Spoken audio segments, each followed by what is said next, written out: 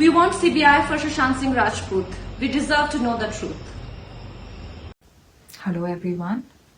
I'm Sushant Singh Rajput's sister, Shweta Singh Kirti, and I request everyone to stand together and demand for CBI inquiry for Sushant. We deserve to know the truth. We deserve justice for Sushant. Otherwise, we will never find closure. We won't be able to live a peaceful life. तहे दिल से आप सबसे request है कि हम एकजुट होकर सीबीआई इंक्वायरी की मांग करें, क्योंकि हमें सच जानने का हक है. Thank you. CBI for SSR, please.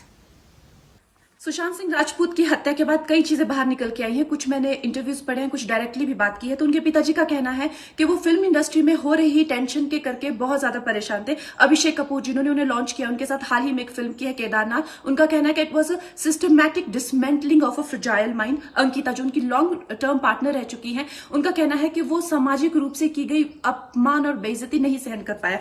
तो अब मैं आपको बताऊंगी कि मूवी माफिया ने ना कि सिर्फ उनको बैन किया था, सिस्टमैटिक डिसमेंटलिंग, कैसे कतरा कतरा करके उनका दिमाग तोड़ा गया है, उनको मारा गया है. तो ब्लाइंड आइटम आप इसलिए लिखते हैं क्योंकि आप जब झूठ लिखना होता है, आपको के अगेंस्ट कोई लीगल एक्शन नहीं लिया सकता, क्योंकि आपका तो नाम ही नहीं लिखा, मगर उसकी जो डिस्क्रिप्शन होती है, जैसे मेरे बारे में लिखा जाएगा कि जिस लड़की के घुंघराले बाल हैं, जिसको नेशनल अवार्ड मिला हुआ है, साइकोटिक है, इस तरह से जो कि मनाली से डिस्क्रिप्शन पूरी दी जाएगी, मगर नाम नहीं लिखा जाएगा. 23 अगस्त 2017 को बॉलीवुड लाइव सुशांत के बारे में लिखता है कि वो जब भी सेक्स करता है तो सिर्फ अपने ही गाने सुनता है, वो सबसे बड़ा नार्सिसिस्ट है.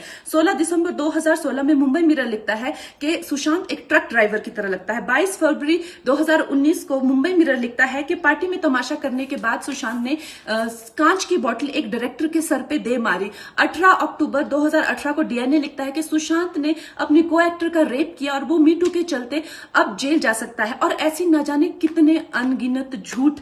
और ये जो बुद्धिजीवी जर्नलिस्ट हैं, ये जो चील कौए गिद्ध हैं जो मूवी माफिया के पाले हुए हैं, ये इसको मेंटल, इमोशनल, साइकोलॉजिकल लिंचिंग को जर्नलिज्म कहते हैं. मेरे बारे में आज तक जो भी कहा गया मैंने कुछ नहीं कहा, लेकिन जब एक स्वतंत्रता सेनानी के खिलाफ गंदगी लिखी गई, मैंने उस जर्नलिस्ट को कॉन्फ्रंट किया. आपको पता है उसी रात 4 सीनियर जर्नलिस्ट ने मेरे खिलाफ एक गिल्ड बनाई.